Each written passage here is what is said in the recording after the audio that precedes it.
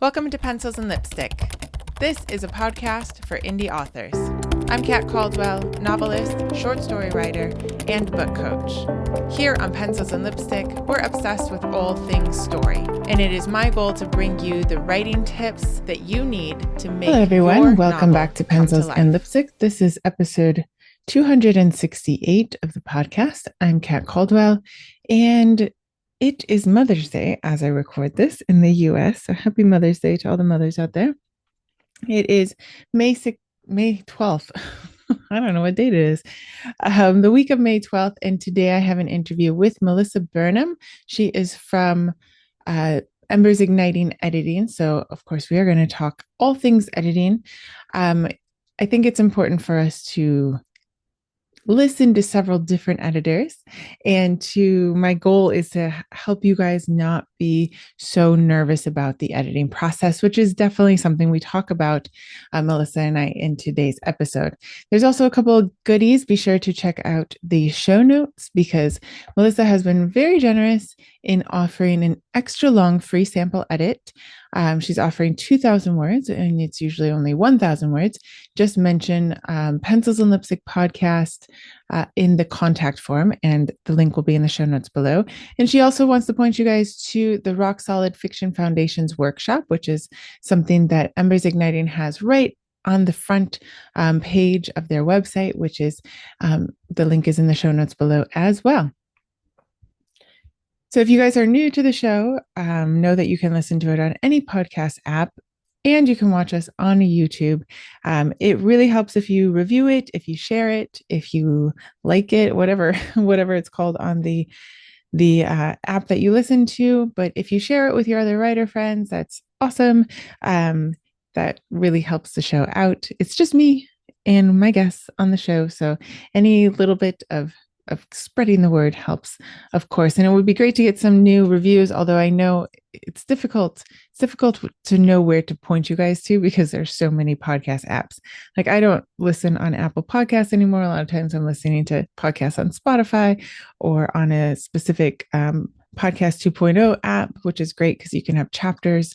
It just helps. If you do listen on Apple Podcasts, it would be great if you give us a review. Give me a review. I always talk about the podcast as two people. It is me and my microphone. So it's the middle of May. It's beautiful outside, I think, in most places.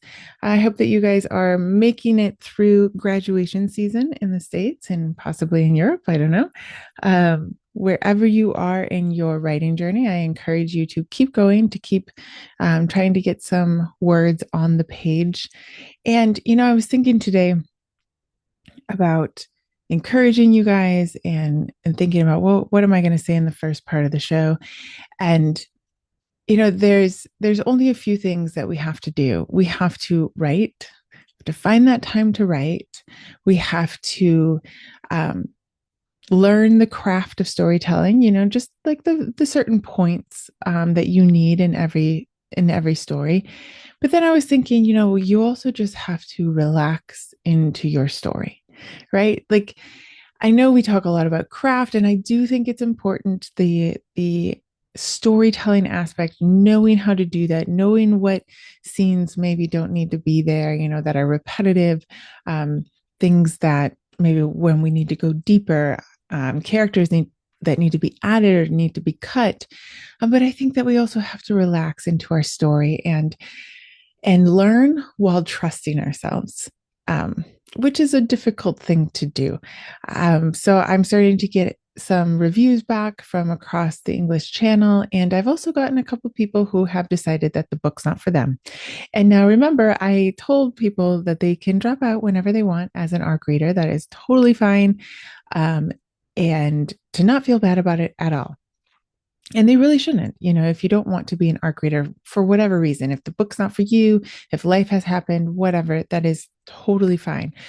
But it is interesting how we as writers, and I've been in this for a while, and this is what my sixth full novel, like ninth novel, like depends on how you see like a full-length novel versus a novella, whatever. and it still feels a little bit like rejection, right? like what did I do wrong? And I got some feedback back from an ARC reader and a couple things that they were pointing out they didn't like or they found confusing. And we want this, right? But it's so interesting how when you get it, when you get what you ask for, it feels a little personal. It's like, you can't have your cake and eat it too, right? And again, what I'm just saying is like that inner struggle. And so if you are writing and you're learning about craft and you're listening to podcasts, and sometimes you can get that inner struggle even before you get feedback from people, that sort of voice in your head that you're not doing it right. Or, oh, do I have, the need and the want and the conflict all right? And I don't know. And it can really start to weigh heavy on you. And so I just want to encourage you that the story that you have in your head is the only one in the world. Like it's unique to you. And to just trust yourself a little bit, like give yourself some space to write it. As we talk today, editing today, I want us to remember again that we shouldn't fear the editing process.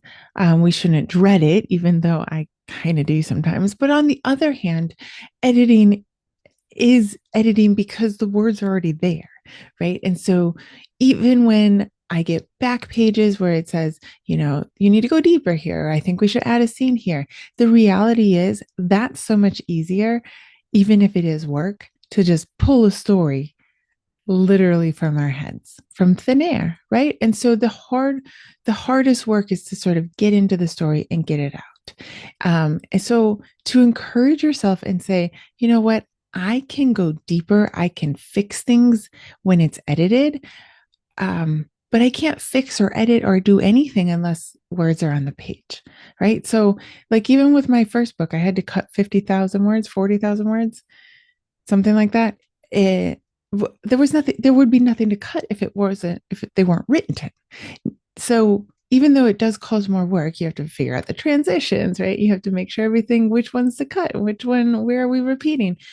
But to sort of see that, right, as just part of the work, and like maybe it's not easier, but it's a step further than writing the story. Okay. So just give yourself a pat on the back if you are close to that editing point, and understand, and you'll hear even more about it in this interview, that the editing process is that it's a process.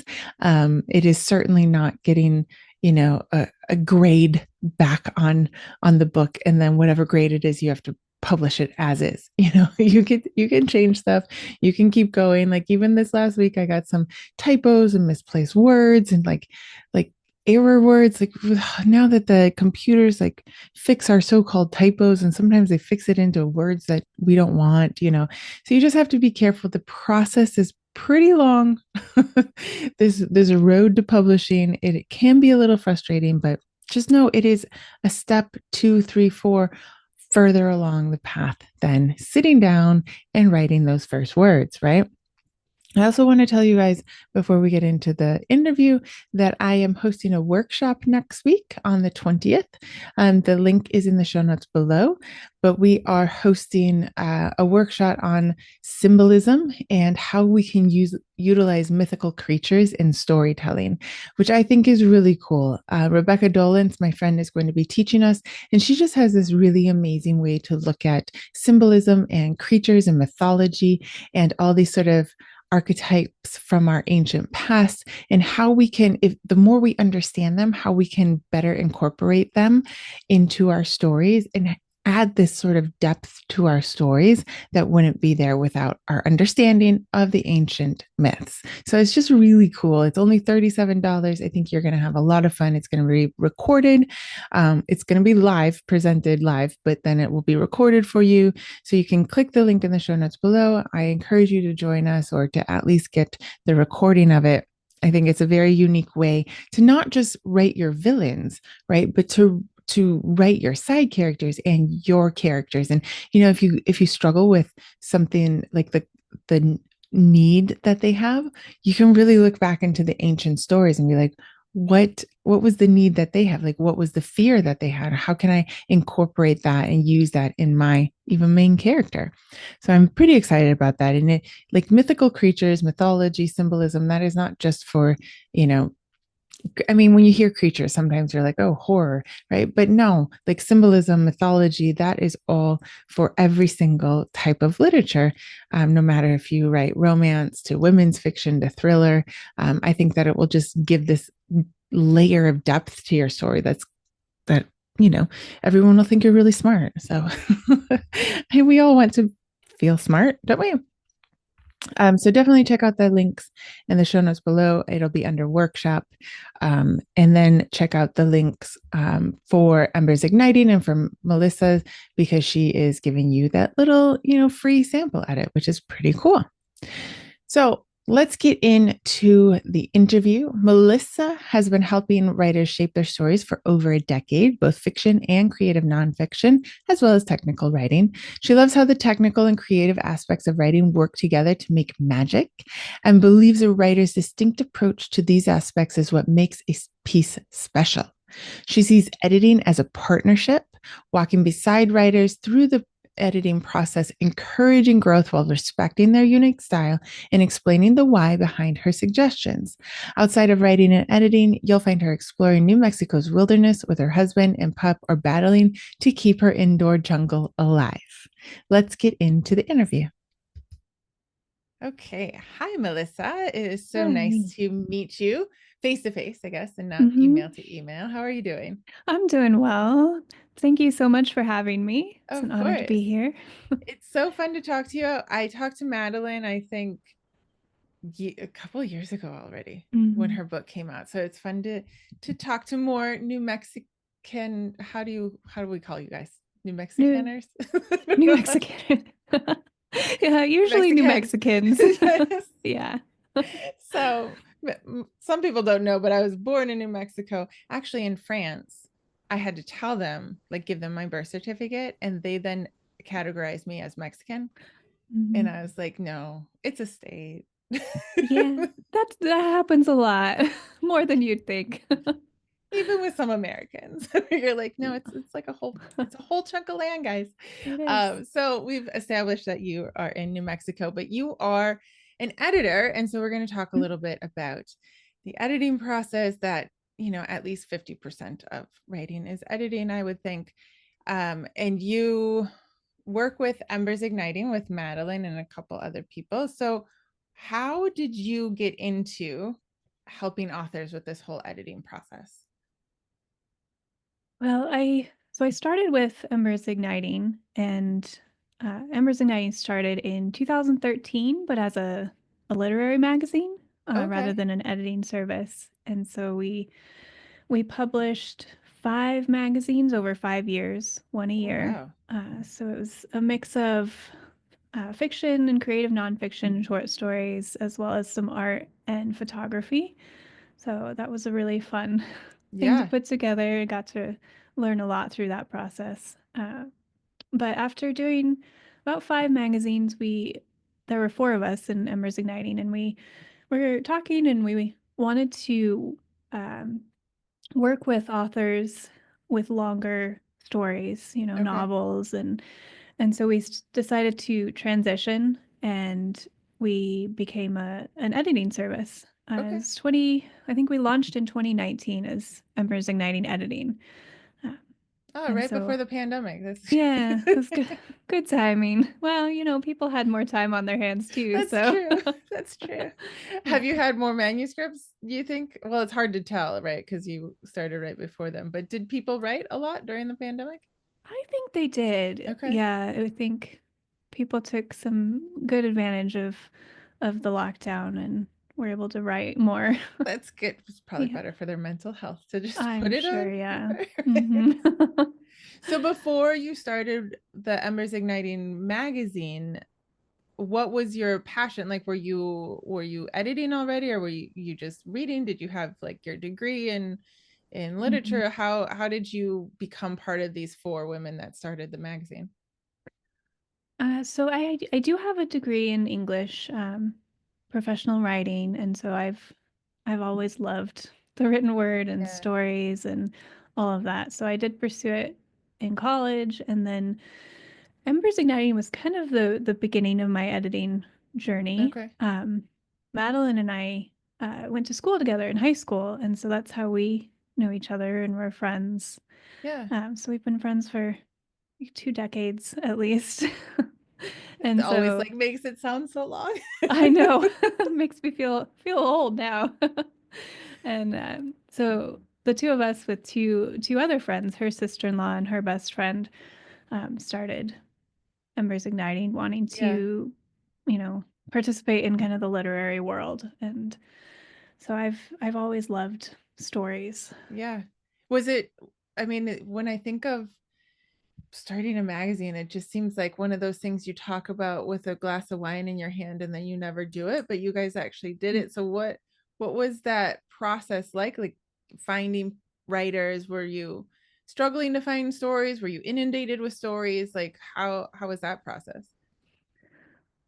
It I don't know, we didn't have a ton of trouble finding stories. Mm, Writers want to submit their stories, and uh, one of the other ladies that is part of Embers Igniting, Tracy, she worked on a magazine in college, and so she okay. had that background of how to put things together and all of that. So we Yeah, leaned heavily on her expertise, of course. and advertised online, and we got quite a few submissions. That's It was really awesome. fun. That's awesome. And then your editing process for that, was it pretty much like would you help them structure the story, or was it more like it had to be pretty well structured like before it got published? Like how was your personal just journey into like what editing takes, what it takes to like edit a story up?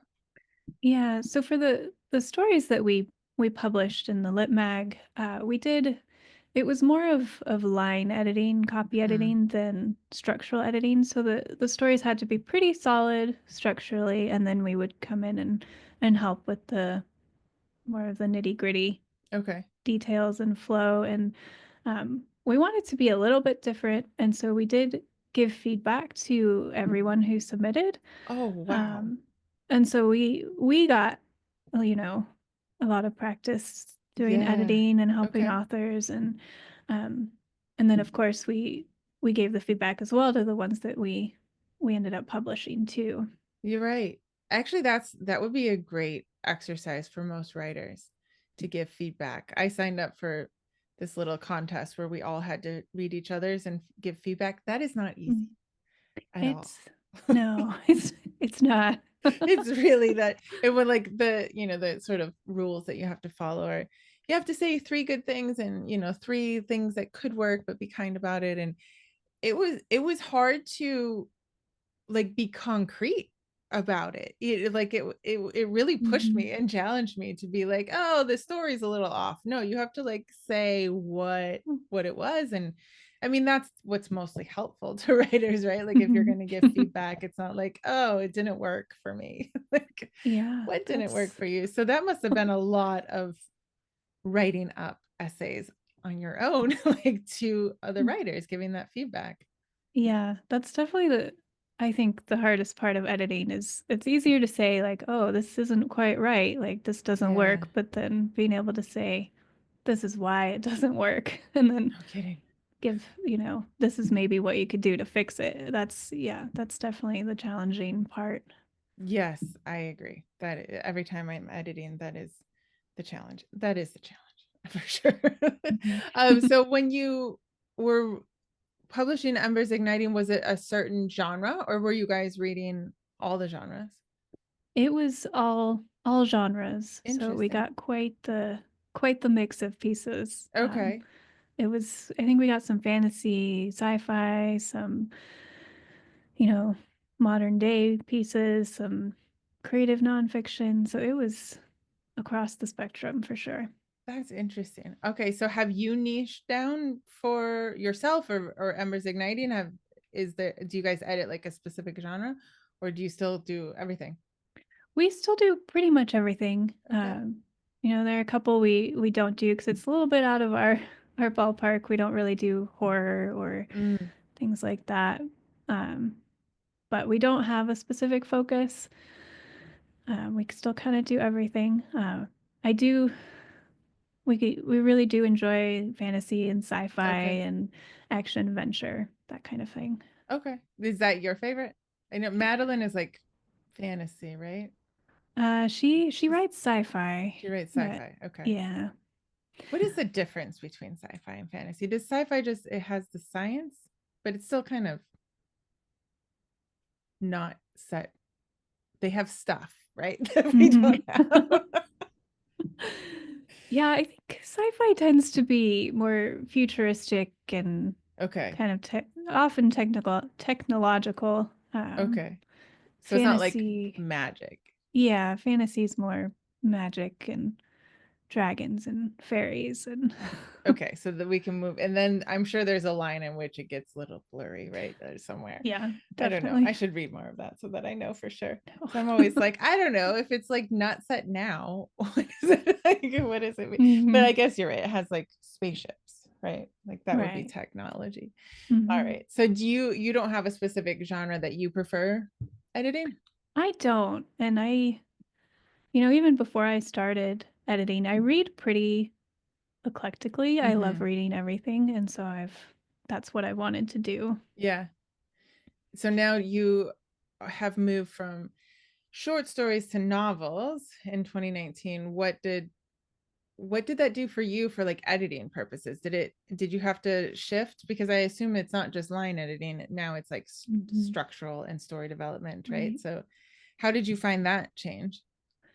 It, I mean, it was a little bit challenging. You're gonna have to take a different approach to the structural editing, Mm, and you have to read through the whole manuscript, and so you can see, how things fit together into the end. And so it was a bit of a mindset shift, but it was a good one to be able to go a little bit deeper and start at the foundation of a story.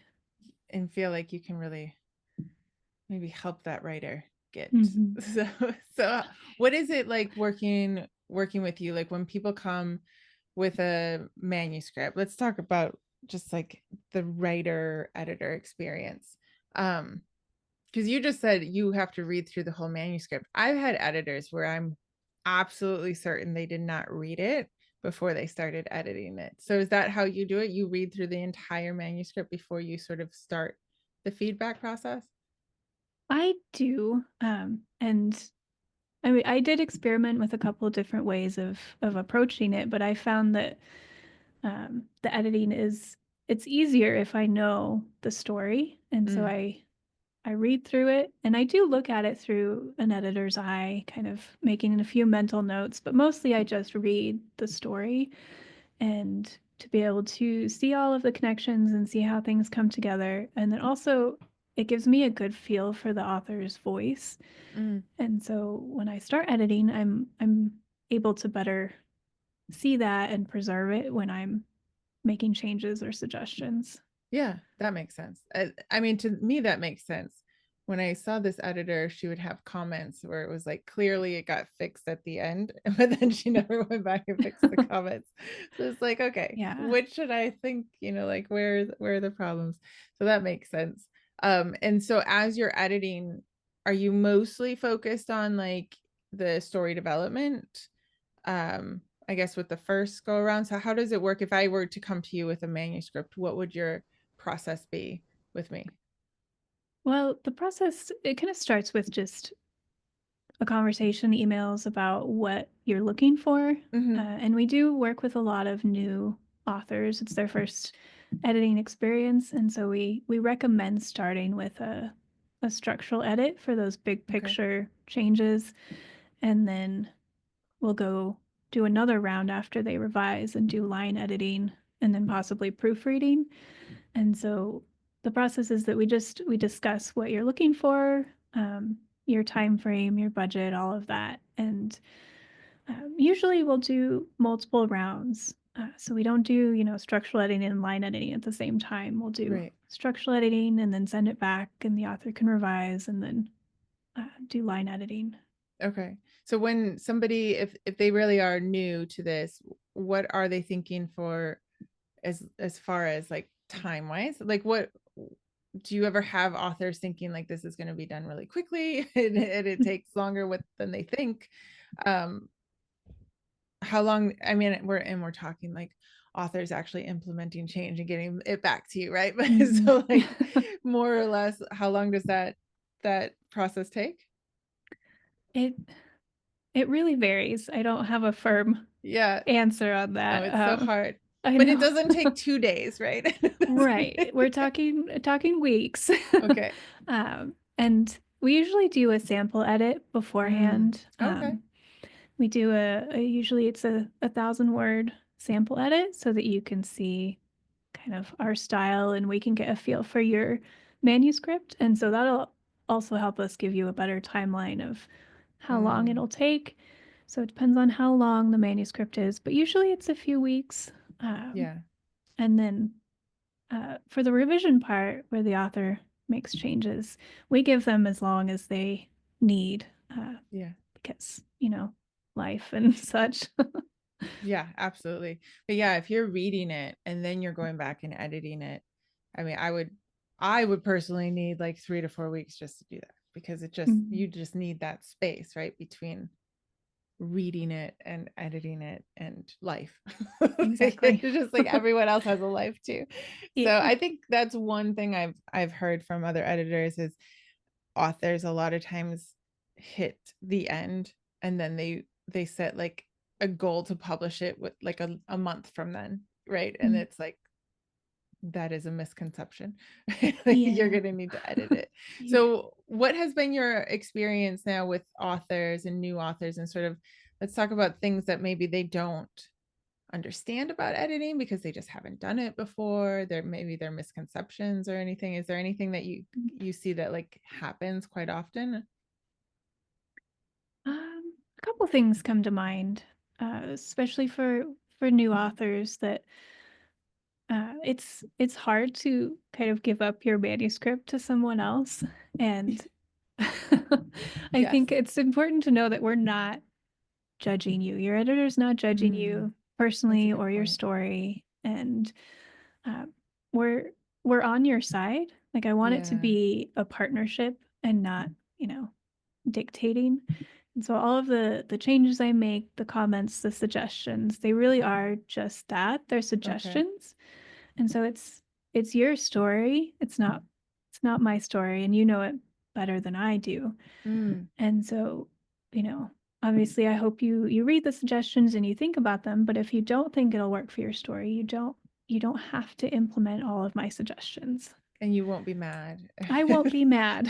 I and I think that is a misconception. Like you have to accept all of the changes, and that's really not the case. They're Yeah. suggestions and helping you kind of look at your story differently. Yeah.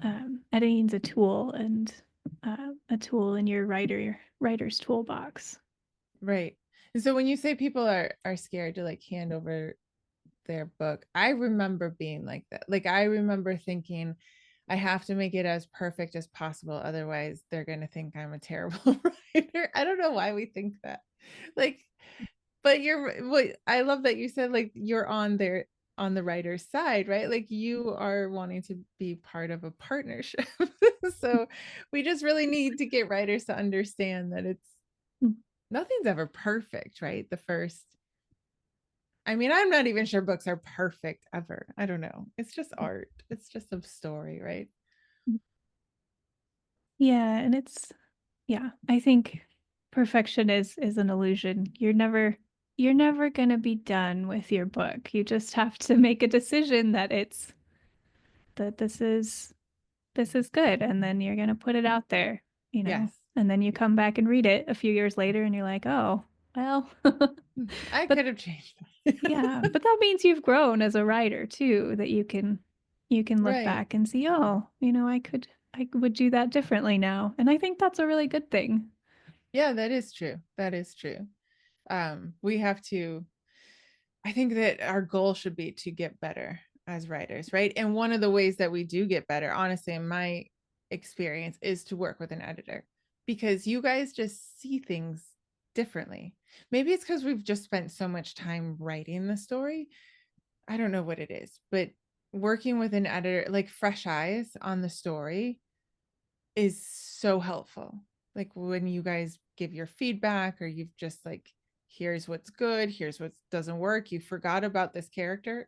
Like all of these things, like Mhm. it's good to have your guys, like somebody else reviewing it, right? And making sure, it's like what I say to my kids, like when I'm editing their essays, like I'm trying to make sure that what you think is on the page is on the page, right?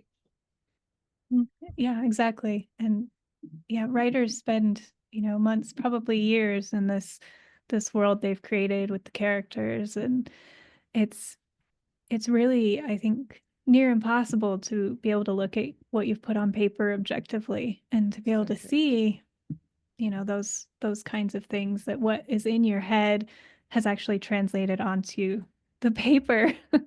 And Yes. that's where the editor comes in to help you, um, smooth out any of those rough patches that didn't quite translate the way that you thought they did. Yes. I know I have a tendency to just, I don't know how this happens, just stop a sentence. Maybe it's like I'm writing it and then life happens and then I never go back to finish that sentence. And then Mhm. sometimes it happens with an actual character. It's like, oh, this sounds like a great side character. And then I just forget. So it's Yeah. just not great.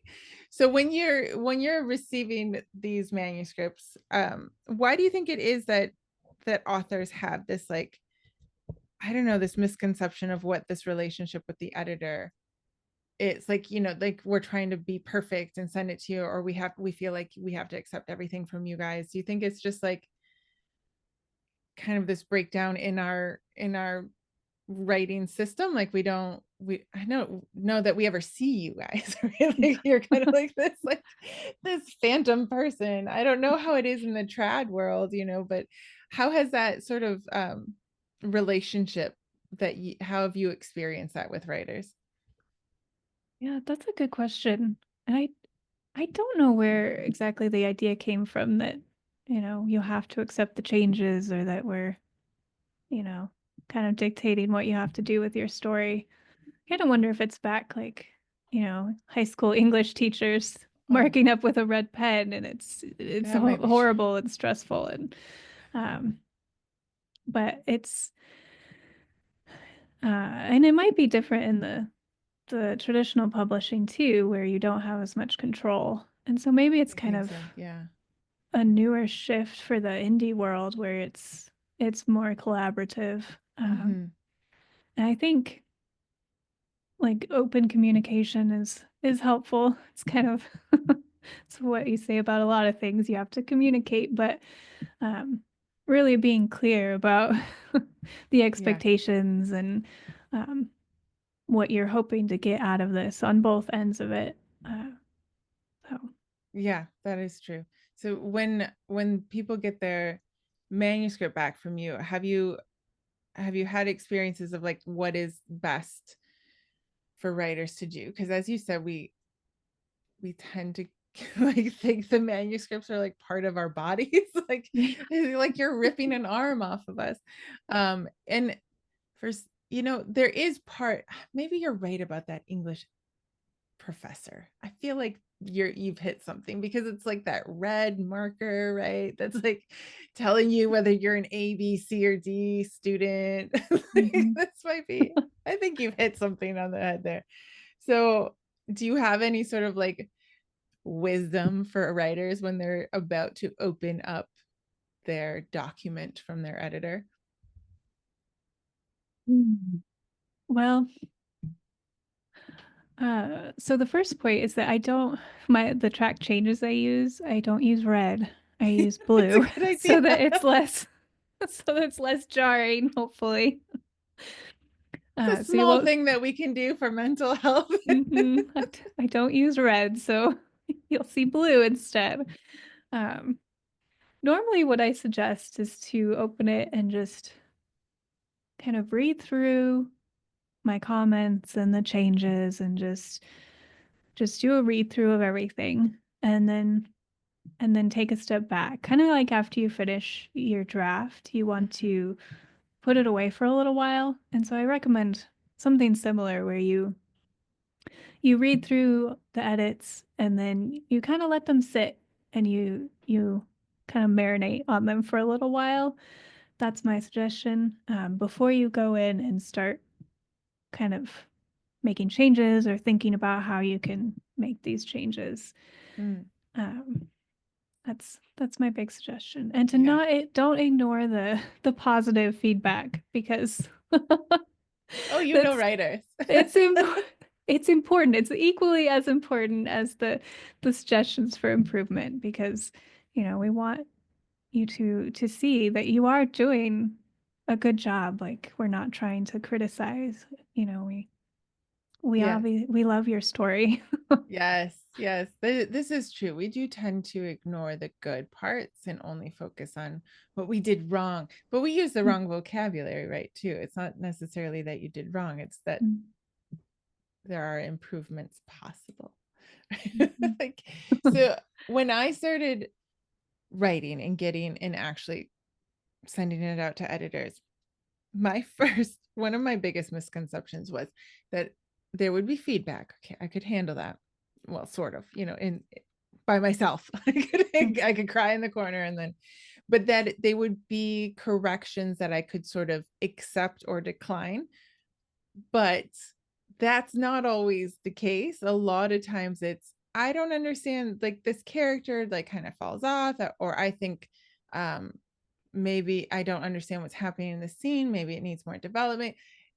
What I was saying is, like, it's not just a click change, accept change. It's more of a working to better your scene, which requires a lot more working and writing. So, um, have you seen that misconception with writers too? Or, like, what are other things that you've seen that writers are maybe surprised about, or they've told you, oh, I didn't know that was, it would be like this? I have seen that misconception, and it's yeah. I think we want to help writers learn too and grow, and also kind of like I said, it's your story, and so sometimes I don't want to make some of these changes necessarily because it might not be the direction you want the story to go, and so I'll offer a number of suggestions, and then Great. you have to kind of think about it and figure out which way you want it to go. And it is kind of a misconception. I think it also depends on what type of editing it is. I do that a lot more for the structural editing with the big picture stuff. I don't I sometimes I'll make bigger changes, or I'll show you, like, oh, this is how this could be. And then sometimes I'll say, well, this is how this is coming across. Is that how you want it to be? Or do you want it more like this? And if so, you could do, this or that. Mm-hmm. And that's how I approach that. With line editing, it is more of the the It's accept change or not. And yeah. And a little easier. It's a little more it's fun. yeah, it's like, oh yes, yes. Almost there. Click, click, click, click, click. Hmm. So, just in case anyone's listening and they're kind of like, what's the difference between line editing and story structure or story development? What is your sort of definition of those two different kinds of editing? So for structural editing, it's the big picture stuff. I always use the metaphor of building a house, Mm-hmm. and structural editing is, putting the foundation down, putting the frame up, and so it's those big ideas of making sure you have the plot consistent, and then the characters are well developed, and the setting is clear. You don't have any big holes or timeline gaps, that kind of thing. And then line editing, you go a little bit closer. So that's more like doing the electrical work or the plumbing in the house. And so you're looking at more sentence structure, kind of flow, pacing, um, more sentence by sentence. Mm. And then if you go one step further into proofreading, that would be, painting the walls or hanging up your pictures. And it's kind of the last step of just cleaning up typos and Right. adding or removing commas, that sort of thing. Okay. So I was listening to somebody on TikTok. Every time I say I'm on TikTok, I feel like a teenager. But she went to some conference and she was like, all these agents said that it was so important to have like the first line. The first line was the most important, right? And I keep thinking, because I've been in this industry for a while and you've been in like with your magazine even longer than me. But sometimes I feel like authors will like fixate on that. What to me, like the first line would be more like the last part, like the picture hanging kind of, or maybe line editing, but then they forget about the whole story structure, like the whole editing, making sure that the characters are fully developed, not flat. Where did they go? Who knows? Who's talking? Where's your setting? Like where are we? How much time has passed? Where's this plot hole? Like all these Mhm. things. And so we can tend to like write really beautifully. Like I just read it, I didn't even finish it. I started a book that it was written well, but there was no story. Like I really don't know what the story was at all. So do you see that too, where like we nitpick? Like, look at my beautiful first sentence. And then like, okay, but where's the story? Yeah, I do see that, and it's I mean I understand it. It's, you want that first sentence, the first page to pull people in, if you're looking for an agent or to go the traditional publishing route, or if you're trying to get somebody to obviously buy your book, they'll sometimes read the first page. Um, but then you run the risk of having someone, not finish, DNF your book, which is also it's terrible. Right. um, and I agree with what you said, that it can kind of be the last kind of one of the last things you do is polishing that first page. And Mm, it is to me kind of one of the last steps. You want it to be solid, the structure, and so I think that's the first step. And then you can right. focus on it more in the line editing. Right. And sometimes the first scene shouldn't be the first scene, after your Really? structural edit. I think Okay. I think authors sometimes can start their story too soon, before Really? anything happens. I've seen that quite a bit where not a lot happens necessarily in the first chapter. And so I think you should save that first page until after you've decided for sure where you want your story to start. Oh, that's interesting. Almost like they're trying to like settle into the world or into the characters, and it's Mm-hmm. not really doing anything for the reader, Yeah. you think? Yeah, I mean sometimes it's kind of setting the stage a little bit, but it's it's still kind of a slow start, and especially in today's world you kind of want to jump right in.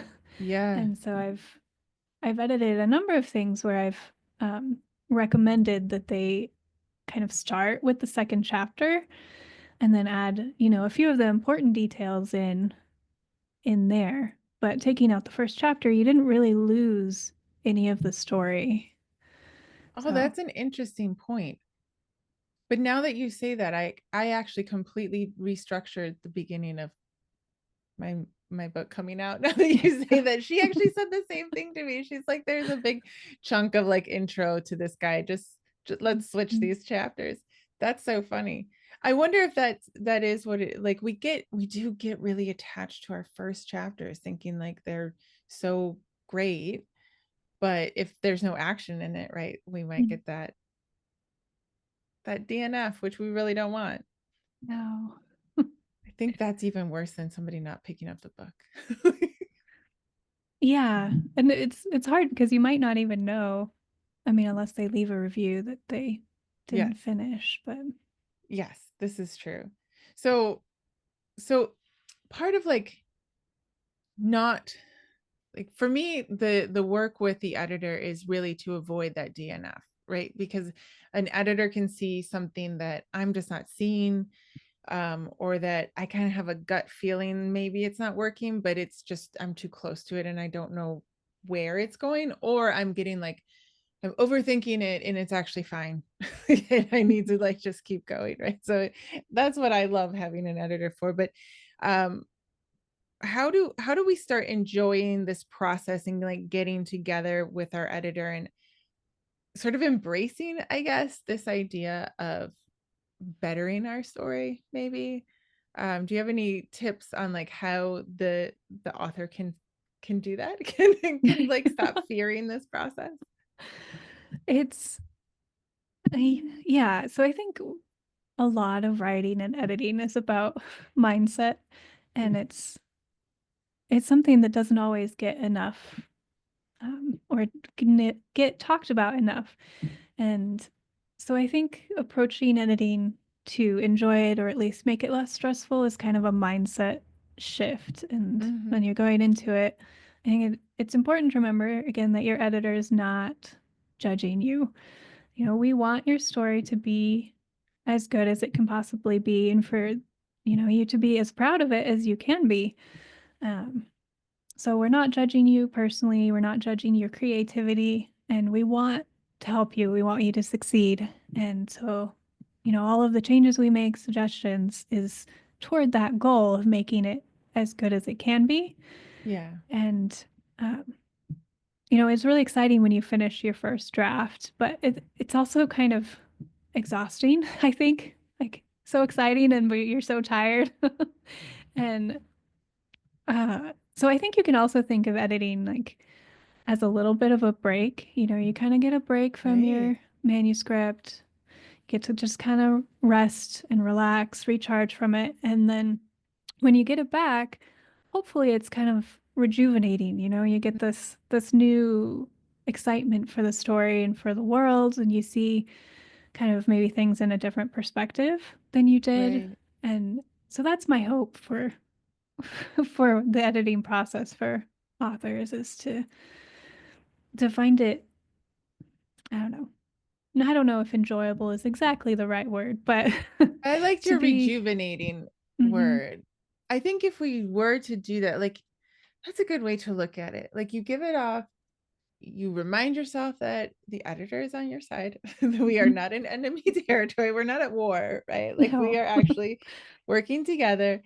And then to do anything you can to sort of like let it go for a second, right? Like just allow it to be there. Maybe read a different book, catch up on all the shows you haven't watched because you've been writing your book, right?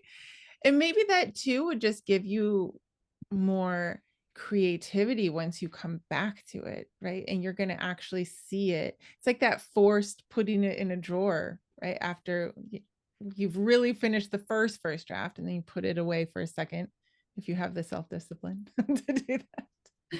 But this is a good way to force yourself, right? I think our brains need a break, honestly, to be able to keep going on the same project because it's not done yet, right? Right. Yeah, I think taking breaks is really important, and you don't want to get burned out on, you know, writing your book.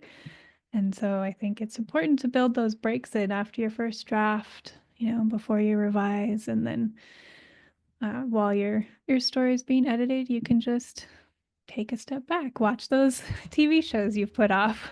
Whatever Shondaland has put out. Hmm. So, what last question? We'll see if what you think about this. But how does somebody know? So, like you see, like the videos on Instagram, or whatever, and somebody's putting the end, right? I finished it. I finished the draft, which I have an issue with calling it first draft. I don't think anyone actually just writes beginning to end. I think they're constantly going back and fixing and so what is the first draft? But let's just say they put the end. That's technically the first draft, right? What is your advice to authors on from that point to sending it to you? What do they need? Like, how do they know that it's ready to send to you? Because I personally would be like, it's not ready yet. Like you probably, but what are your thoughts? I I agree that after your what you're calling your first draft, at least, that it's probably not ready for a professional edit. I usually recommend at least one revision pass through. and there are often, usually, a lot of really some problems that, the author can see and fix on their own. Sometimes, the story will take a different direction halfway through, and then, the first half may not match the second half anymore. And so that's definitely something the author can look at and kind of work on. And so I recommend that break after you finish that draft of putting it away for at least a little while, and then going through it on your own at least once to kind of see, where it is. And it depends on how long you've been working on it too, if it's been months or years, and, things may have changed in the middle. So I definitely recommend a read through and a revision before sending it for editing. Okay. I don't think that there's a real point where you could say, okay, this is ready. I think you just have to make a decision that, all right, this is as good as I can get it. I'm ready to send it off. Yeah. And I think that's probably that moment, right? That I don't think I can do anymore without somebody else looking at it. Like, what is it? So you would recommend them reading it and then maybe reading through it fully without trying to edit it, or how would you say that?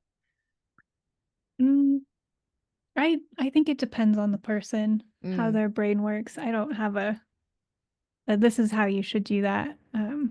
So if you want to just start revising, or if you want to read through it, I really think it's up to the author, whatever they think will work better for them.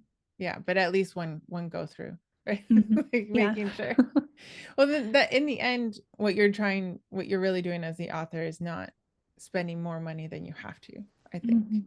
Like whatever you can fix without paying the editor, because already, editing costs a couple $1,000s. Like it's just, it is what it is. It takes a lot of time. It takes a lot of your time to do, right? So it's like this, if you don't have to do it 3 times through, you're going to save yourself a little money, right? Yeah, so what, and it's, go ahead. Sorry. Oh, it's I lost my train of thought too. That's But right. It's yeah, whatever you could fix, it allows us to focus on like deeper, and to look deeper. So that's true. So if you don't have to look at like, this is, I can't think of an example, but yeah, if everything is kind of more or less working, then you as the editor can help them deepen the character, deepen the plot, right? Or deepen the setting, whatever is kind of like our weaker point, maybe dialogue, like how can we spice up your dialogue? But if it's like the whole plot just doesn't make sense, then or goes off in the middle, that's probably what we're going to work on then. So if somebody's thinking now, like, I think my manuscript really is at that point where I can't do anything more, and they go to your website, it looks like you guys have a free workbook. Is that for the editing process? Yeah, so it can kind of serve two purposes depending on where you are in your story. So it can really be used as a revision workbook. So if you're at that point where you're ready to do that revision pass, but you're not sure where to start, I think it would be I think it's a helpful tool. So it's kind of divided into the different story elements. So there's a section for character, plot, dialogue, even genre. Oh, nice. And so it kind of leads you through a series of questions to help you analyze your story, kind of give you a place at least to start revising. And, if you find a question that you can't really answer, that might be somewhere that you can work on revising. Okay. So, yeah, we will definitely have a link to that. And then how you guys work is they fill out the contact form. Is that how you guys start out? it is, yes. The contact form on our website, it just asks a few basic questions: your name, email, the genre, and the word count, and any comments you have. And then from there, we'll kind of email back and forth. So. Okay. And so then they have to choose who they work with? You guys choose like where, kind of depends on who has already work and like, or the genre and whatnot? Yeah, it depends on a couple things. If, depending on the genre, someone might be a better fit for that Mm-hmm. story. And then it also depends on availability on our end and the author's timeline when they want the editing Sure. to be done. So, Sure. Awesome. So I will have the links to the show notes below. You guys, to Embers Igniting Editing and to the free workbook and the contact form. This is very cool. I love talking about editing because it is so much part of this process, right? Of mhm. working with writers. So I love having you as editors on to talk us through the process and trying to connect people with the right editor, right? Because that's also important that that working relationship is working, Mhm. I guess. Yeah, definitely. Well, thank you so much, Melissa, for coming on. Oh, thank you so much for having me, Kat.